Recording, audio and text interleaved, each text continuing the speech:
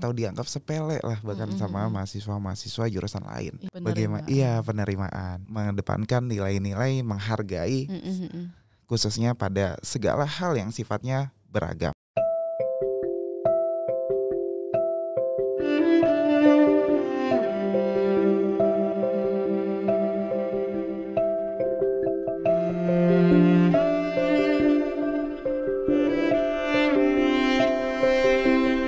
Dari berbagai stigma yang hadir, seringkali masyarakat memposisikan sesuatu hal menjadi tabu. Membantu mewujudkan mimpi, perkembangan dan pendidikan anak berkebutuhan khusus, kami hadirkan hari ini Kak Asyar, sosok yang terjun dalam bidang pendidikan khusus. Halo Kak Asyar. Halo. Gimana nih Kak kabarnya? Baik, alhamdulillah. Alhamdulillah. Gimana tadi perjalanan ke sini? Perjalanannya menyenangkan tentunya tadi. Oke, dari mana emang Kak Asyar? Dari Bandung. Oh, dari Bandung.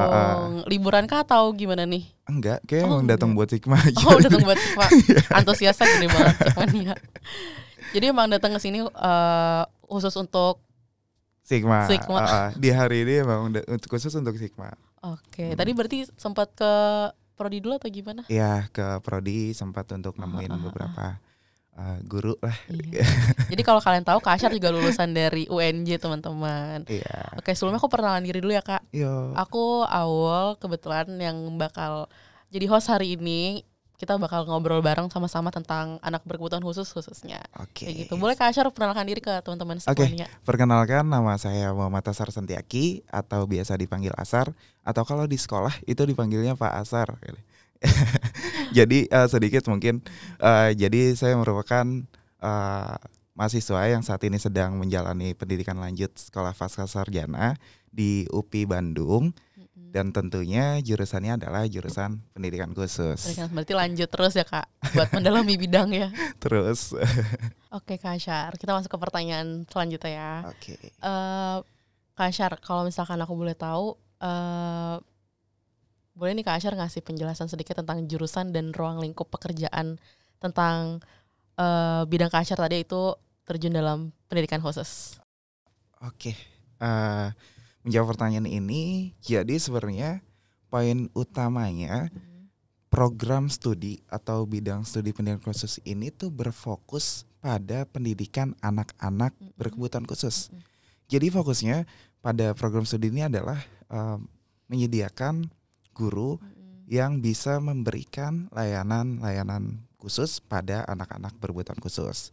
Jadi dalam prodi ini mahasiswanya juga itu bukan hanya sekadar belajar mengenai teori-teori yang ada, tapi juga mendapatkan ragam metodologi pendidikan khusus, yang mana salah satunya itu adalah mahasiswa itu diajarkan bagaimana untuk mengetahui cara anak ini bisa belajar. Jadi kan berkebutuhan khusus ini, anak-anak berkebutuhan khusus ini sangat beragam, dan cara untuk tahunya pun juga pasti perlu perlakuan khusus untuk kita bisa tahu bagaimana anak ini mau belajar atau anak ini bisa belajar. Nah, yang dilakukan pada jurusan ini atau dengan mahasiswa atau guru-guru pendidikan khusus itu dengan cara melakukan identifikasi pertama kali. Identifikasi awal. Ini tujuannya untuk mendapatkan informasi-informasi dasar mengenai si anak berkebutuhan khusus tersebut. Jadi setelah didapatkanlah data dari identifikasi awal ini, dilanjutkanlah ke tahap identifikasi lanjut atau yang kita sering sebutnya dengan asesmen. Ya, asesmen ini tujuannya untuk mendapatkan informasi seputar hambatan, kelebihan, sampai potensi yang ada pada anak tersebut. Hal inilah kemampuannya. Jadi kiranya potensi apa nih yang ada pada anak ini. Jadi sebenarnya ini yang menjadi acuan atau dasar untuk kita bisa menyusun ke dalam tahap berikutnya, yaitu tahap perancangan program belajar atau penyusunan rencana pembelajaran. Kemudian tadi berbicara lingkup. Iya, lingkup pekerjaan nih Kak. Lingkup pekerjaannya. Jadi ruang lingkup pekerjaan dari program studi pendidikan khusus ini tentunya itu yang nggak bisa lepas adalah guru. Iya, karena memang kita disiapkan untuk menjadi seorang pendidik yang bisa memberikan layanan khusus pada anak-anak berkebutuhan khusus. Itu poin utamanya. Tapi terlepas dari itu, kita juga bisa menjadi seorang ahli atau sebagai konsultan pendidikan, khususnya pendidikan khusus, yang mana di sini kita bisa memberikan rekomendasi-rekomendasi kiranya apa yang dibutuhkan dari anak ini, maka diarahkannya kemana. Nah, kemudian juga tentunya dari pendidikan khusus ini kita dapat menjadi seorang peneliti atau pengembang program-program yang ada di pendidikan khusus. Berarti relatable sama kurikulum yang nanti bakal dibawa ke anak-anak berkebutuhan khusus ya kayak. Iya, betul. Okay. Kalau misalkan dari Kak Asyar sendiri kayak ngedeskripsiin anak berkebutuhan khusus tuh kayak gimana sih Kak? Anak berkebutuhan khusus. Sampai tertarik nih bisa masuk terjun ke sini. Atau yang dulu disebut dengan anak luar biasa. Iya. Jadi kalau saya mendeskripsikannya sebagai anak yang memang dalam pendidikannya itu memerlukan layanan pendidikan khusus, sehingga potensi-potensi kemanusiaan yang ada dalam dirinya itu dapat sampai pada titik sempurnanya lah ibaratnya. Gitu. Oke, kalau aku pribadi aku ngedeskripsiin mereka tuh mungkin berbeda dari teman-teman lainnya, tapi mereka emang benar-benar punya potensi yang terselubung sampai waktu itu kan di Asian Games ya Kak, ada emang dikhususkan buat teman-teman anak berkebutuhan khusus kayak gitu kan. Aku juga punya sepupu yang ternyata tuh dia intelijensinya tuh emang tinggi Kak, jadi dia tunarungu sih masuknya. Kayak gitu. Hambatan pendengaran berarti. Iya, hambatan pendengaran. Awal mula Kakak bisa memutuskan buat kayaknya gue tertarik nih di bidang ini gitu. Kayaknya kayak ada gak sih kayak pengalaman atau kayaknya gue harus terjun nih ke dunia ini kayak gitu. Oke. Kenapa mutusin akhirnya masuk ke dunia pendidikan khusus? Panjang ceritanya, tapi mungkin saya akan kemas sedikit kali ya. Jadi berangkatnya tuh dari keresahan yang saya rasain, yaitu pada saat usia sekolah saya dulu, itu di dalam sekolah saya ada 2 anak dengan kebutuhan khusus. Nah, 2 kebutuhan khusus ini, tapi mungkin kondisinya pada saat itu saya belum tahu sebenarnya kalau kondisi kebutuhan khusus ini masuknya ke keragaman apa. Tapi dia didiagnosa memang anak berkebutuhan khusus waktu itu pada saat usia sekolah. Dan justru dengan adanya anak-anak berkebutuhan khusus di sekolah umum ini memunculkan ejekan-ejekan. Ejekan-ejekan dari beberapa teman-temannya dan parahnya lagi itu muncul dari gurunya juga. Yang seharusnya malah ngebimbing dia, harusnya, ngelindungin. Dan saya nggak tahu sebenarnya posisinya itu benar atau enggak. Tapi saya ngerasa itu nggak pas aja. Kayaknya harusnya nggak gini deh. Kayaknya teman-teman yang berkebutuhan khusus ini harusnya nggak diperlakukan gini nih di sekolah. Jadi berangkat dari situ, keresahan-keresahan itu masuklah ke tahap refleksi. Atau kalau sekarang tuh nyebutnya refleksi kali ya. Padahal Mas sebenarnya ngobrol aja sama orang tua ya. Perihal apa yang dirasain, terus rencananya mau kemana, sampai akhirnya mutusin buat ke pendidikan khusus ini berangkat dari pesan orang tua yang mana dia bilang, ibu saya bilang khususnya, silakan kamu dimanapun, apapun yang kamu pilih nanti, paling tidak kamu bisa menjadi manfaat atas cita-cita kamu yang kamu pilih. Itu poinnya. Makanya saya pikir karena keresahan yang saya dapat, kemudian juga masukan dari orang tua saya seperti itu, ya udah berarti kayaknya ini momen saya pas untuk masuk ke dalam dunia pendidikan khusus ini. Berarti berawal dari keresahan Kakak kan kayaknya ada yang gak pas nih sama apa yang dilihat kayak gitu. Iya, betul. Bener juga sih, waktu itu pas aku SMP itu juga emang salah satu anak yang tadi aku bilang itu emang gak ada pendamping khusus di kelas. Jadi kayak ya dia mungkin kita bahasa ininya dilepasin aja kayak gitu di kelas. Jadi sering keluar kelas, terus juga sering teriak-teriak kayak gitu. Dan dari gurunya juga mungkin agak bingung ya ngerespon kayak gimana, karena mungkin emang bukan di bidang tersebut kayak gitu. Karena nggak tahu bagaimana harusnya nih anak diperlakukan ya. Jadi kecenderungan bingung-bingung itu. Tapi bersyukur seiring berjalannya waktu sekarang itu sudah mulai banyak nih sekolah-sekolah penyelenggara inklusi. Oh, berarti ada setiap kelas, mungkin setiap kelasnya kalau ada yang emang ada anak yang berkebutuhan khusus, ada pendampingnya gitu ya Kak? Enggak pendamping, tapi ada guru pendidikan khususnya guru di pendidikan sekolah tersebut. Iya, jadi Oke. apabila ada hal-hal yang berkaitan pada kegagalan belajar anak-anak berkebutuhan khusus, ini bisa didiskusikan dengan si guru pendidikan khususnya. Gitu. Berarti emang atau disediakan GPK, ya? GPK namanya. GPK singkatannya. Yang tadi kita udah bahas tentang respon orang terdekat, alhamdulillahnya sangat baik ya, cenderung lebih baik gitu dibanding negatifnya. Mensupport. Gitu. Iya, support lah. Kalau misalnya nih Kak, ada nggak sih stereotip terhadap jurusan pendidikan khusus dari teman-teman sekitar atau dari ya mungkin masyarakat sekitar yang pernah Kak Achar dengar? Oke. Stereotip atau anggapan dari halayak ya luar sana lebih kepada melihat bahwasanya mahasiswa-mahasiswa pendidikan khusus ini dianggap mereka memiliki nilai akademik yang rendah. Jadi dianggapnya ya sebelah mata lah atau dianggap sepele lah bahkan sama mahasiswa-mahasiswa jurusan lain. Padahal anggapan tersebut atau stereotip tersebut itu mutlak tidak benar. Karena pada dasarnya individu kan masing-masing ya. Iya betul. Dan dalam diri individu ini memiliki tingkat potensi atau kesulitan-kesulitan yang ada pada masing-masing. Iya, jadi nggak bisa diplot bahwasanya mahasiswa yang masuk pendidikan khusus ini memiliki nilai akademik yang rendah dan jadi agak nggak sepakat dengan anggapan-anggapan yang beredar di luar sana.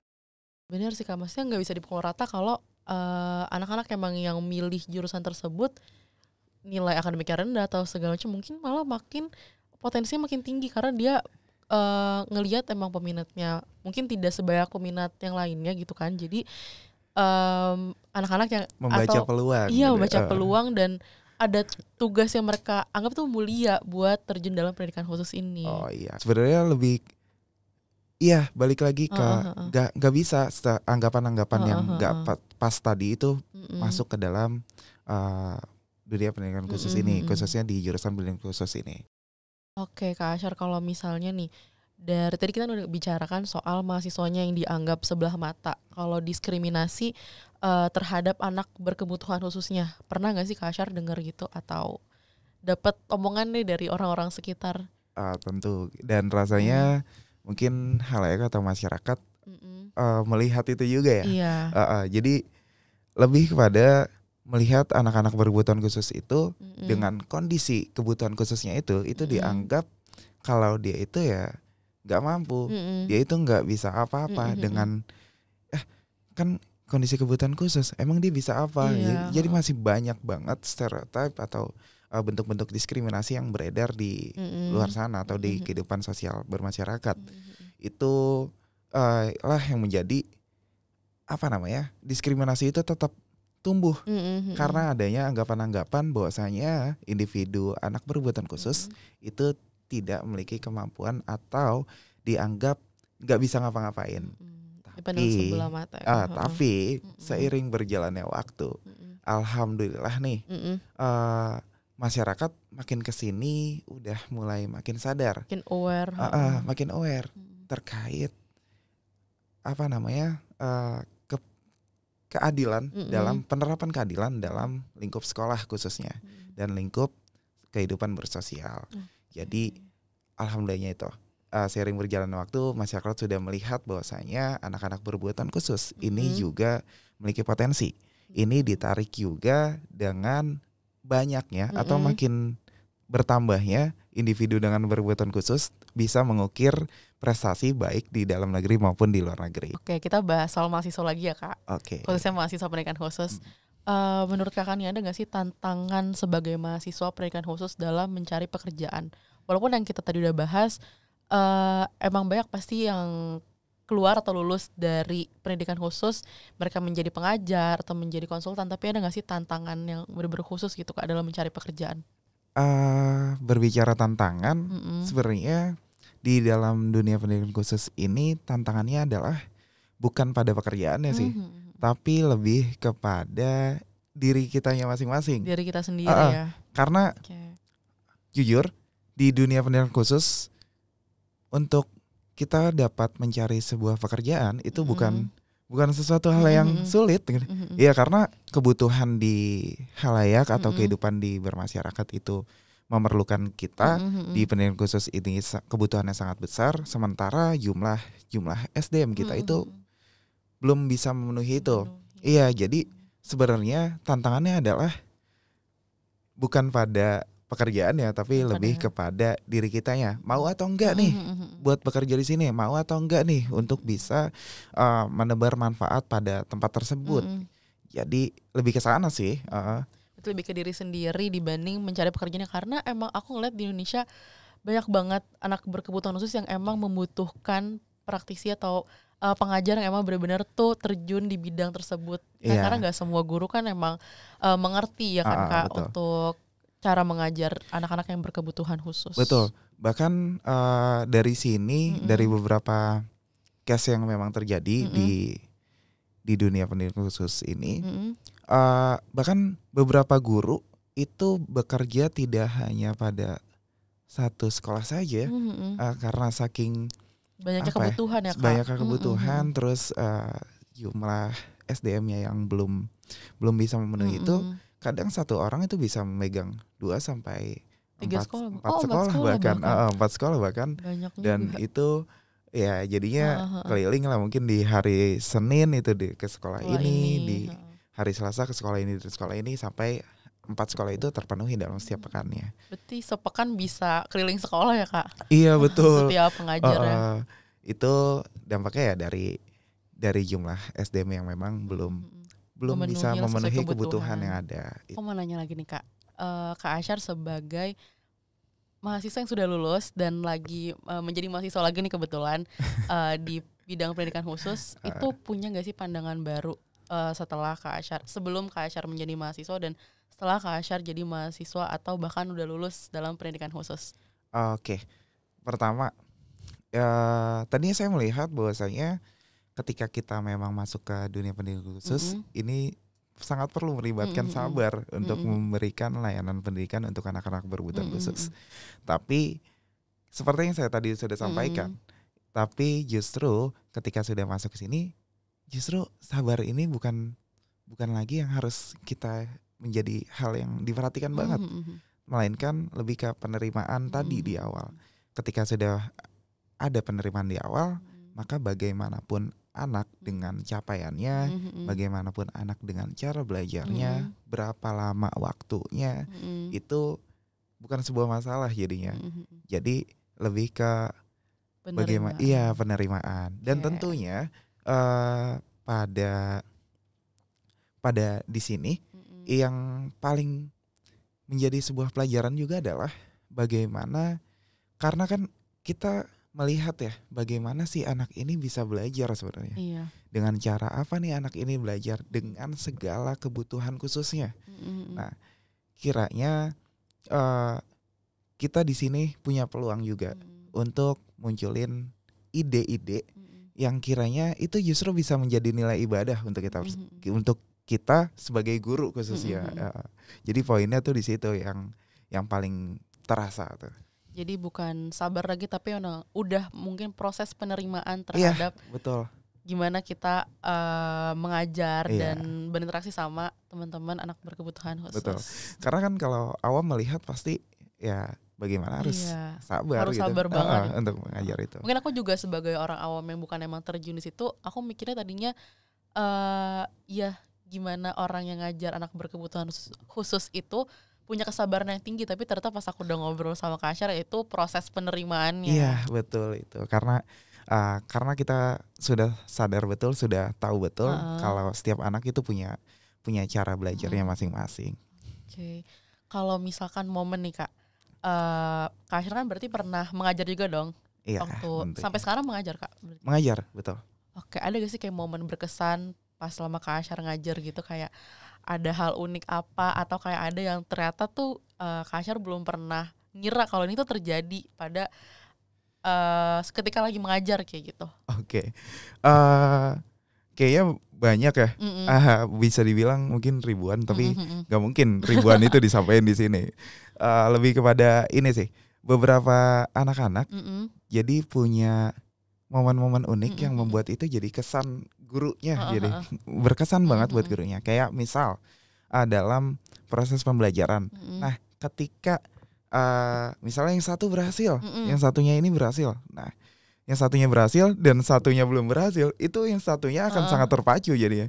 Jadi akan menjadi ada antusiasme untuk mengikuti proses pembelajaran. Mungkin yang tadinya ngelihat kayak dia aja nggak bisa, mungkin aku juga nggak bisa, nggak apa-apa kali ya. Tapi ketika ada yang satu bisa, ini menjadi pacuan untuk temannya satu ya, itu untuk bisa berhasil juga. Jadi ambis ya. Iya, jadi antusiasnya poin, jadi lebih tinggi. Betul, poin-poin antusias untuk dalam proses kegiatan pembelajaran itu tumbuh. Jadi pembelajaran cenderung aktif, interaktif, dan tentunya adaptif sesuai dengan kebutuhannya. Jadi kalau misalnya emang ada dua anak nih lagi belajar, terus yang satu udah diapresiasi udah berhasil, yang satunya bisa ke-trigger ya kayak iya, betul. Gue gak mau kalah nih kayak gitu.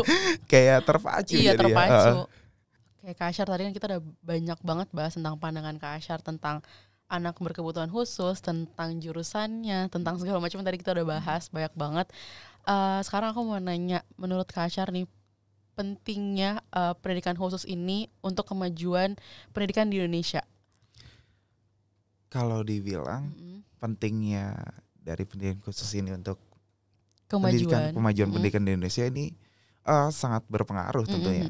Karena kalau kita lihat atau kita coba detail, pendidikan khusus ini justru ini merupakan sebuah jantung, jantungnya dari pendidikan.